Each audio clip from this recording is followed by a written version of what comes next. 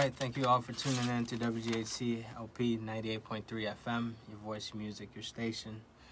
My name is Jeff Badu, and I'm a parallel entrepreneur and a wealth multiplier. I'm the founder and CEO of Badu Enterprises, LLC, which is a multinational conglomerate in the finance industry. We provide a suite of financial services, including tax preparation, tax planning, financial coaching, credit repair, and services of that nature. So let me just kick it off. Just a disclaimer, housekeeping item. You're listening to WGHC LP 98.3 FM Chicago. Listen to our live stream at WGHCradio.org. And then also click on the Listen Live tab. So WGHCradio.org. And then you can click on the Listen Live tab if you want to listen to us live today. If you would like to sponsor our station, aka donate to our station, which we'll talk about today is one of the best year-end tax planning tips, please send an email to programdirector@wghcradio.org, and we'll basically send you all the steps needed in order to complete your donation. Of course, all donations are fully tax deductible since we're a 501c3 non-for-profit organization. So we do certainly accept donations. So today we'll be talking about the topic of 10 year-end tax tips. So basically giving you 10 things that you can do at the end of this year, or basically now, in order to minimize your tax liability. In case you're not aware, we did get elected a new president, and his plan is to increase taxes, in my opinion, practically for everyone. So it is important to be strategic when you make certain decisions. And when it comes to taxes, it's really where you're channeling the money. It can literally be the same money. It's just where you choose to park it, where you choose to channel it is where it makes the biggest difference. So that's something I do want to point out when it comes to taxes. So we'll be talking about 10 things that you can do today before December 31st.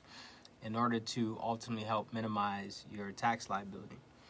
Before we get there, let's start it off with the market report. This report is as of November 13th, 2020, as of last Friday.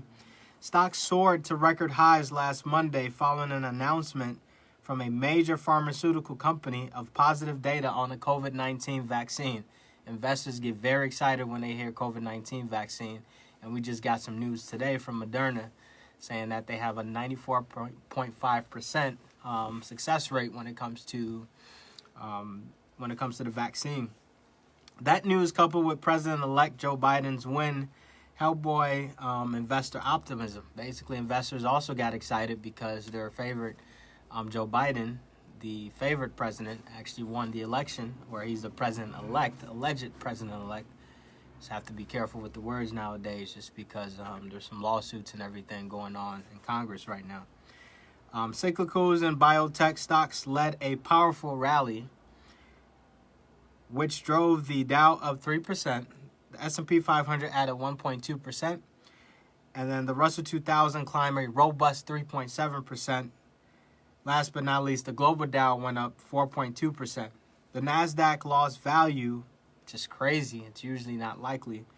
But the NASDAQ, composed mainly of technology stocks such as Apple, Microsoft, Google, Tesla, all these tech stocks. Congrats to Tesla, by the way, for basically being part of the S&P 500, which is composed of the top 500 companies in the U.S. as of today. They made that announcement. That's huge, by the way. That means the S&P 500 has a brand new beast in the making, and definitely looking forward to it. S&P 500 went up partially because of that, and then also with the COVID-19 vaccine news. But let's go back to last Monday. I always like to jump into the future for some reason, or I should say the present.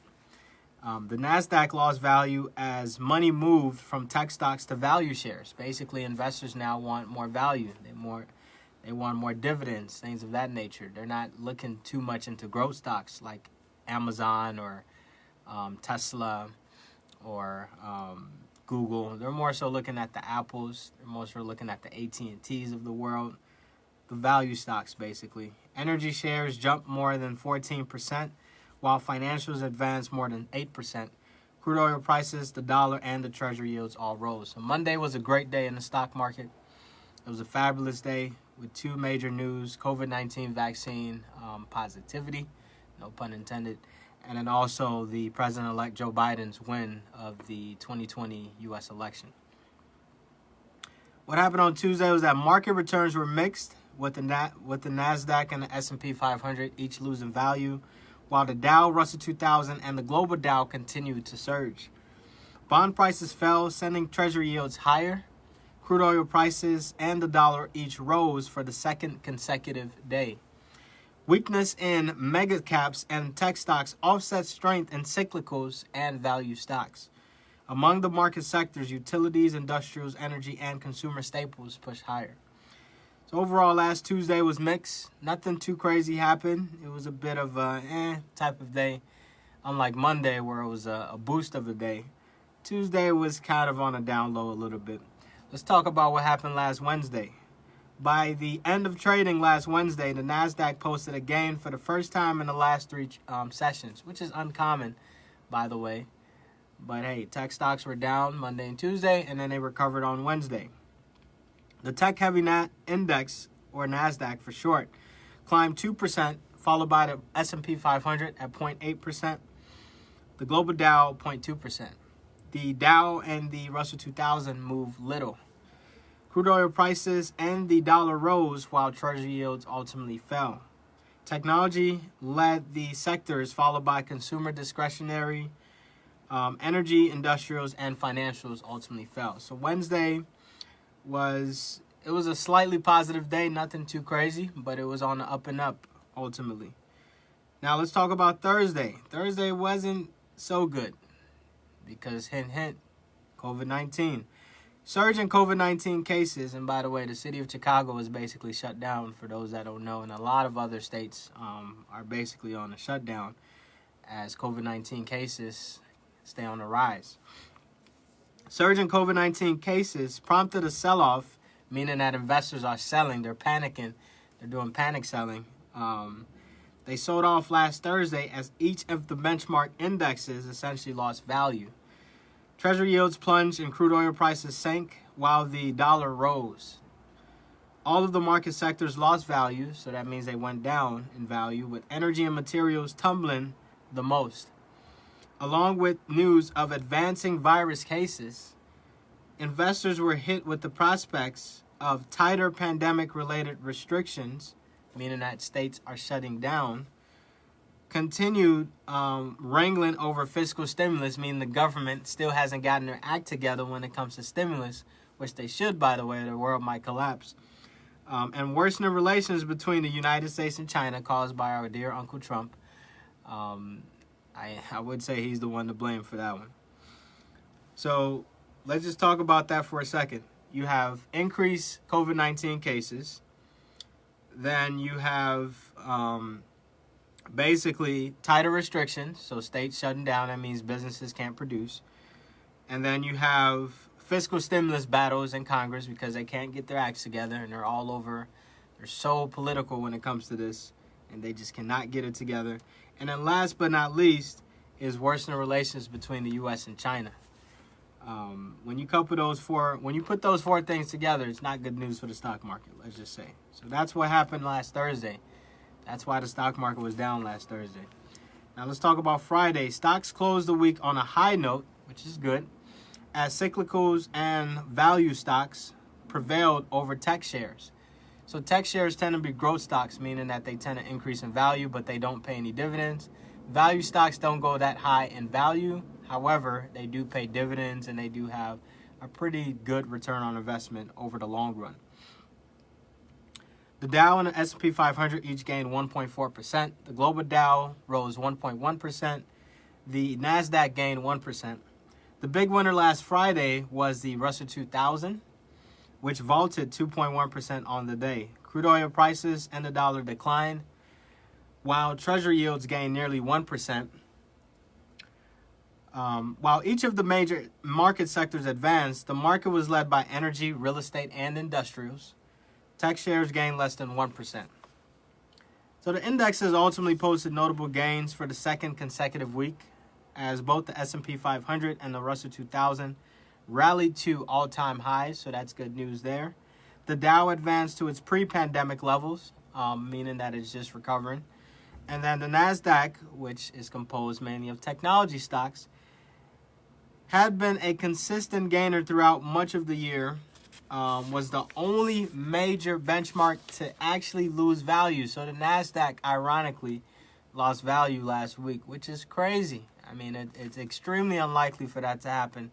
But investors basically pulled away from tech stocks, and they moved to shares influenced by changes in the overall economy. Basically, they want more value as opposed to the growth stocks. News that vaccine test results were in 90% efficiency or efficacy range outweighed mounting COVID-19 cases. So basically, vaccines are now proven to be 90% efficient whenever they get released. There's some talks that they were supposed to come out this month. Now they're saying next April. Who knows? It may be next December for all we know. But basically, they're saying it's at a 90% efficiency rate or positive, actually get you good results rate. For the first time since last January, all but one of the major indexes here were ahead of the respective 2019 year-end closing values. And the Russell 2000 was only 0.06 percentage point away. Crude oil went up $37.39 per barrel to $40.29 or $40.20 per barrel. Price of COMEX gold went down $19.53.10 to $18.86.70. So far this year, the Dow Jones is up. I used to say down, but now it's up 3.30%. The NASDAQ, composed mainly of technology stocks, is up 31.84%. My goodness. The S&P 500 is up 10.97%, so it's doing good as it usually does. By the way, we are in a recession right now, and the stock market is still doing pretty good. That should tell you something about the stock market in the U.S. at least. The Russell 2000 is up 4.53%. The global Dow is only down 0.06%. The global Dow this last week went up 5.74%. It might have something to do with the fact that we have a new president or a president-elect, and then also COVID-19 vaccine. They're basically proven to be good results. Federal funds target rate, or benchmark interest rates for short, is at a mere 0%. 10-year treasuries are at 0.89%. What to look for this week? Housing, retail, and industrial production are economic sectors in the news this week. October reports on housing starts and existing home sales are expected to reveal continued strength in the housing sector. And then also, industrial production scaled back a bit in September following a robust August. October's figures should show continued growth, but at a slower pace. The October retail sales report is out this week.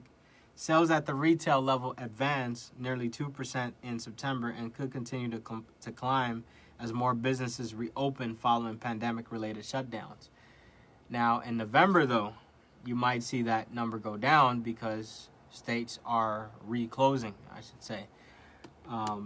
However, there is holiday shopping going on, so who knows? Retail prices or retail levels might actually go up. You know, retail sales go up during this time usually. So we basically have a bunch of things going at each other. You have the stimulus potentially coming out that will boost spending, boost consumer spending. Then you have the fact that it's the holidays coming up. That's also going to boost consumer spending. But then you have the pandemic, which will reduce consumer spending because people have less money to spend. Remember, the economy, money is nothing but a cycle. It's usually when people make more money, they spend more money, put it back into the economy, and it basically does things like increase interest rates, increase inflation. And then on the opposite, when people make less money, they spend less money, meaning less money into the economy, meaning less inflation, meaning less interest rates. It's all a cycle, and eventually it goes like this, basically. So in a way, the money just moves into different hands. It's the same money, really. It just moves into different hands. That's all. As people make more money, they put it to other things. They give it to other people. As people make less money, they keep that money, but they have less of it. So what does that mean? It means people still remain broke, unfortunately, because when they make more money, they basically spend that money. I mean, does it really make sense to you that when you make more money, does it make sense to spend more money, or does it make more sense to keep the money? So that's just something to keep in mind. Something very important to keep in mind. When it comes to the economy, it's all sort of a game. It's all sort of this whole system of cycles. It's nothing more than that. Like right now we're in a recession. Yes, we are. The word recession scares a lot of people, but it doesn't really mean anything if you think about it. It just means that we had 2 straight quarters of decline in GDP. That's it. That's all it really means. It means gross domestic product in the U.S. went down 2 straight times, 2 straight quarters. The moment it goes back up, we become in a recovery. All right, so it's fun. It is fun learning these topics, but you really do have to wrap your mind around this. My advice of the day today is, as you make more money, save, invest more money. Don't spend more money. Live off the same amount of money that you're living off now if you make $50,000 more. You don't need to spend more money. But spending impulse, society will tell you spend more money because you're making more money. Sometimes you have, most times in life, I say go against the status quo. If the status quo is telling you one thing, go against that. If people are telling you as you make more money, spend more money, you should not listen. As you make more money, invest and save more money so that you can have that money rotating and working for you. Just something to keep in mind. I mean, it's just retooling the way you think, basically, when it comes to money. Money is not a complicated thing. It's just a matter of wrapping your mind around concepts, around simplicity. Now let's talk about some 2020 year-end tax tips. And I think this is important for all of us to pay attention, to take notes, and to possibly implement some or possibly all of these strategies. I wouldn't expect anybody to do all of them. But you have about a month. You have about 45 days until the year ends. There's certain things you can do these next 45 days until 2020 comes to an end as we enter into 2021. There's 10 things you can do to shield your taxes, minimize your taxes, because don't be afraid when you get a tax bill that's higher than what you expect. Tax rates are expected to go up in the future. Just something to keep in mind. The first thing you can do is you can defer income to the next year, and this should not be misconstrued as don't collect the income at all. Meaning, basically, if you have a choice, or if you have an opportunity to defer income, one that's very well owned, like you own it, it's yours basically, maybe a large deposit or something like that, then you should possibly defer it to 2021, maybe at January 1st. Set the invoice deadline at January 1st, and then you collect the payment at that point. Me personally, I don't like this one. I'm all about collecting my money now. Right? I need it now.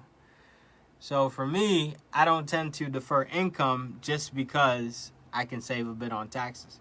Hey, if the person is in the mood to pay right now, the person is going to pay right now, essentially. But this is one thing you can do, right? Consider deferring income to 2021, particularly if you think you'll be in a lower tax bracket in 2021. For example, you may be able to defer a year-end bonus. Maybe you have an employer and they give you options to pay out a bonus. Perhaps you can tell them, hey, maybe pay it January 1st, or is it possible to delay it a little bit? But here's what I tell people. What if they lay you off and don't want to pay you that bonus anymore, or they go out of business? We know COVID-19 is pretty scary now. So for me, get that bonus. But this is just options. I'm just giving you options here at least. You can delay the collection of business debts, rents, payments. In our firm, in our investment firm, we collect rent on the 1st of every single month. And trust me, we do not delay that. If you don't pay by the 5th, we knock on your door. We put a notice at your door. And then if you don't pay us on the 10th, we give you another notice. If you don't pay us by the 30th, then there's another notice that goes after that.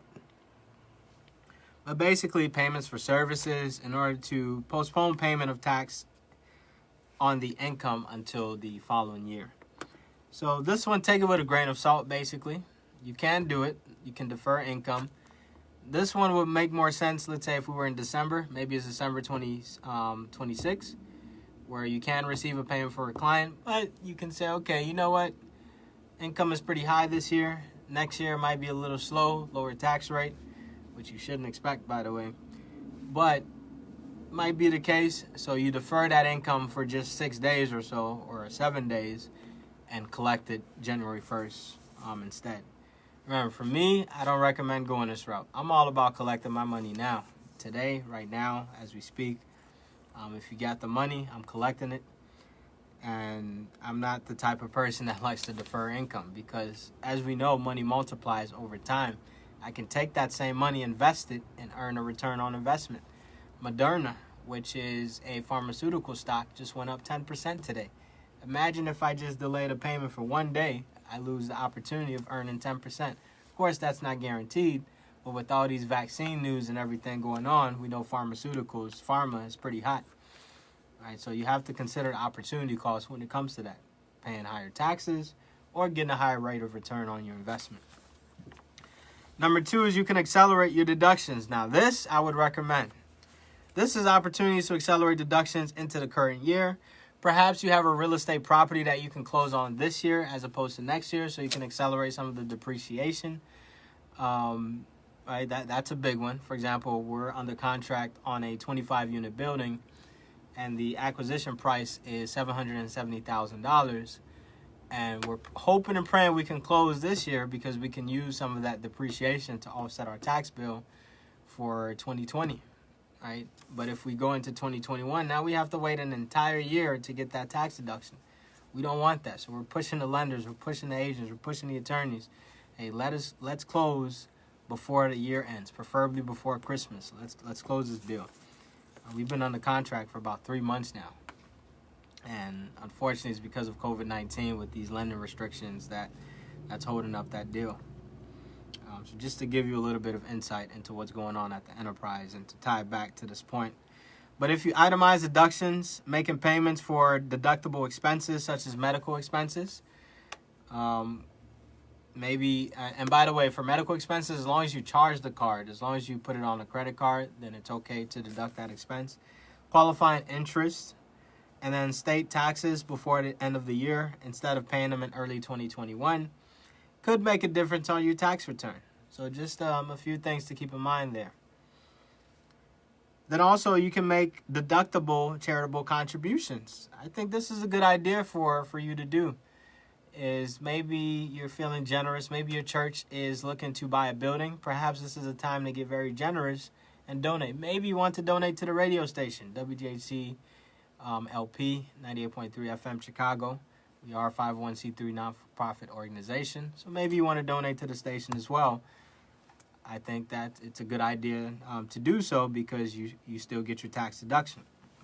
If you itemize deductions on your federal income tax return, you can generally deduct charitable contributions, but the deduction is limited to 60%, 30%, or 20% of your adjusted gross income, or AGI for short. It's typically 60%, depending on the type of property that you give and the type of organization to which you contribute. For example, a 501c3 not-for-profit organization, just like WGHC 98.3 FM LP. Excess amounts can be carried over for up to 5 years into the future. Now, for 2020 charitable gifts, we did get a change. The CARES Act actually pronounced a change. The normal rules have been enhanced. The limit is increased to now 100% of your adjusted gross income for direct cash gifts to public charities. The reason why is because the government knows that some charities are struggling right now. So instead of 60%, they're saying, hey, we'll give you 100% tax deduction, or 100% of your AGI, up to 100% of your AGI, the tax deduction value, If you give a direct cash gift, maybe you gave cash to your church, for example, you can donate or you can deduct up to 100% of your adjusted gross income. And even if you don't itemize, this is new, thanks to the CARES Act, you can receive a $300 charitable deduction for direct cash gifts to public charities, in addition to the standard deduction. So if you utilize a standard deduction, which is about $12,000, and you gave $300 or more to your church, well, you don't even need to itemize anymore. You can get that $300 up front, basically. Well, it'll be $12,000 plus $300, essentially, on your standard deduction. Please don't forget that when you file your taxes. Hopefully you're not doing it on your own. Hopefully you're utilizing a professional firm that can point out some of these things. So in our questionnaire, for example, next year, we'll make sure that, hey, did you donate to charity? And we'll include that as a charitable deduction, whether or not you use a standard deduction. For our firm, by the way, we input all the donations, no matter what. Even if we don't think you'll itemize your deductions, we'll still put them in the system. And in this case, we're going to get you an extra $300, whether or not you decide to itemize or whether or not you qualify to itemize. Another thing you should consider, this is number 4, by the way, is bump up your withholding. I usually don't recommend this. That's just me personally, but hey, you can do so. If it looks as though you're going to owe federal income tax for the year, consider increasing your withholding on Form W-4 for the remainder of the year to cover the shortfall. The W-4 is the form that we use to adjust your withholding, basically how much they take from your paychecks. The biggest advantage in doing so is that withholding is considered as having been paid evenly throughout the year instead of when the dollars are actually taken from your paycheck. This simply means that you will avoid any penalties. If you owe over $1,000 in taxes when you file your income tax return, then you could be penalized for that. So you avoid the penalties, and then you also get to budget a bit better. Basically, you don't have to write a big check come tax season. Remember, it is usually better to owe a little bit or owe nothing when it comes to taxes, outside of this big tax refund that people have made it a myth. By the way, next year, you will have to reconcile your stimulus check. Or I should say checks, if an extra check does come out. You will have to reconcile your stimulus check on your 2020 tax return when you file in 2021. So please don't forget to do that. Please don't forget to file, because the government could make you pay the stimulus check back. These are just important things to note. A lot of changes in COVID-19. Let a tax professional help you navigate through these things. I am a tax professional myself. We have team members that are listening right now. Visit BaduTaxServices.com. We'll be more than happy to assess your needs and help you out with anything you need help with. So here we go. Number 5 is, more to consider. Here are some things you may want to consider as part of your year-end review. Right, so these are just a few extra things that you can do. What you can do is you can maximize your retirement savings. I mean, what better way to do this? Me personally, I max out my retirement accounts at the beginning of the year. So by January, February, I'm maxing out my health savings account, which is not truly a retirement account, but I consider it one. Roth IRA, any life insurance policies that require upfront payment, solo Roth 401k, and then throughout the year we're dumping the money into real estate, because we know we fulfilled our contributions towards retirement. We know we fulfilled that obligation, and I call it an obligation. Remember, when it comes to money, you have to change your mindset around it from, oh, this isn't an optional thing, to, oh, I have to do this, just like I'm paying my bills every month. I have to save for retirement.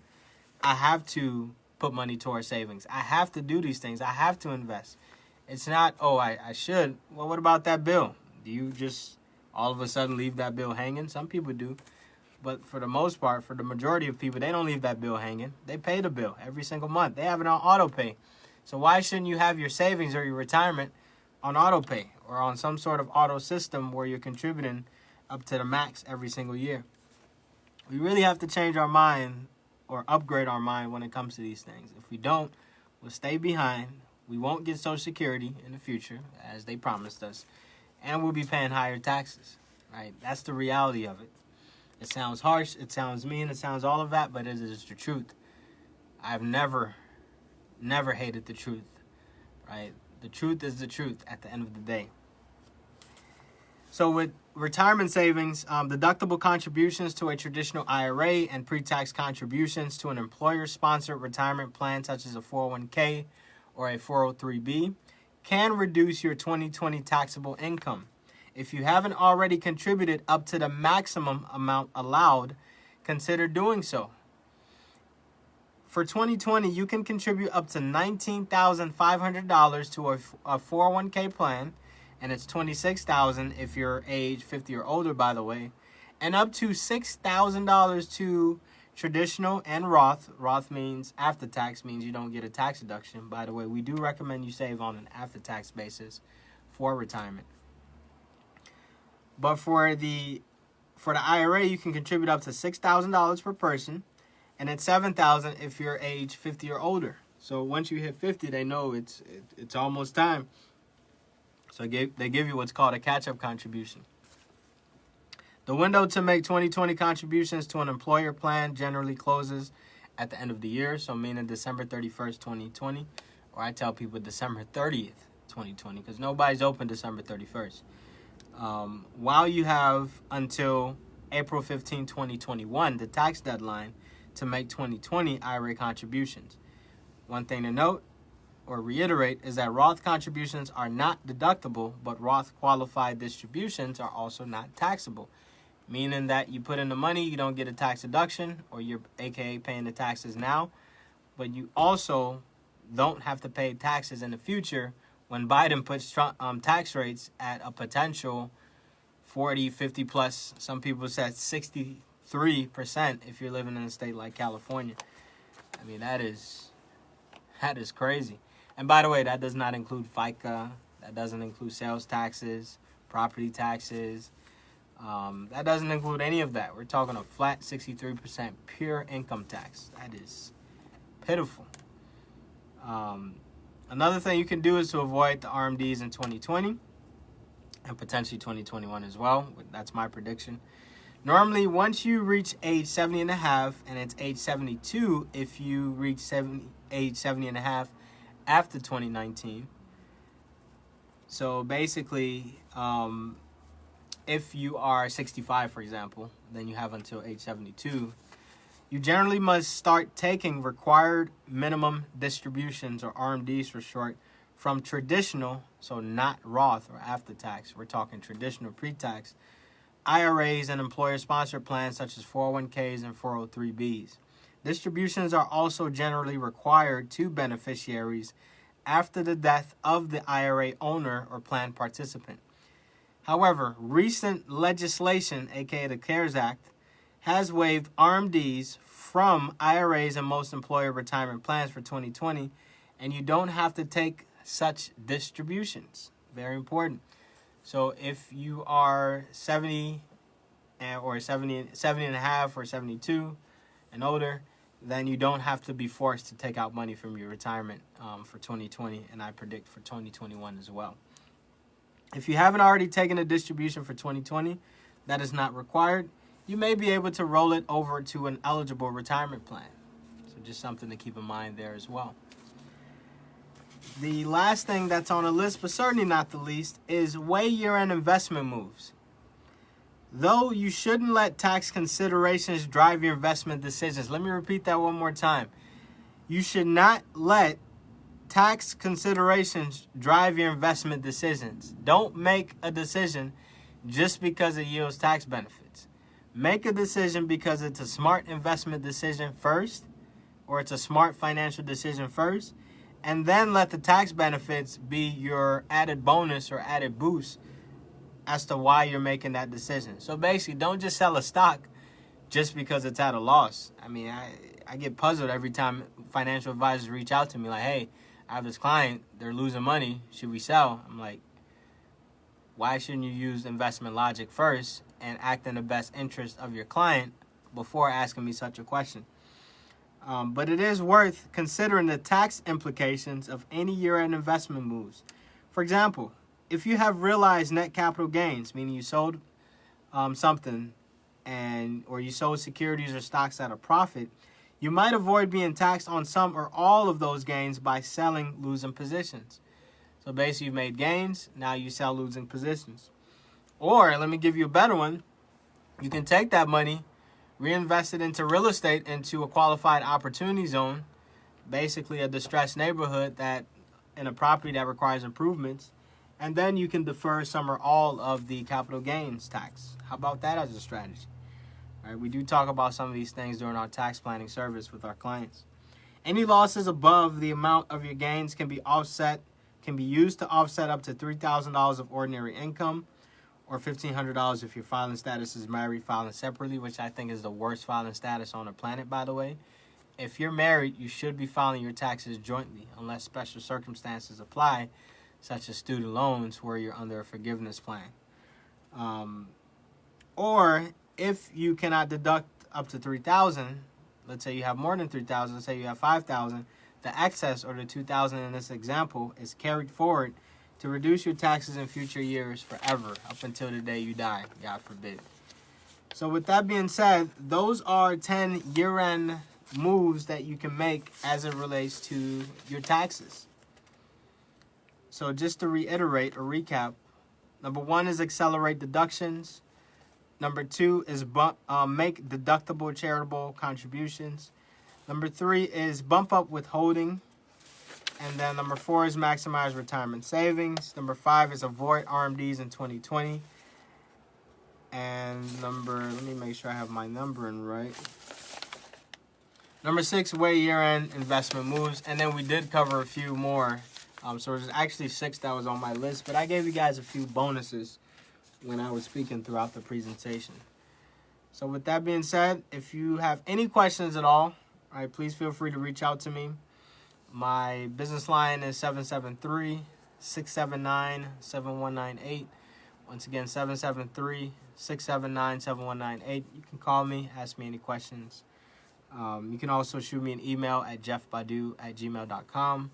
Once again, jeffbadu@gmail.com. Or you can check out the website where we post all the materials, financial literacy. You can visit the website at jeffbadu.com. So with that being said, thank you all for tuning in and listening.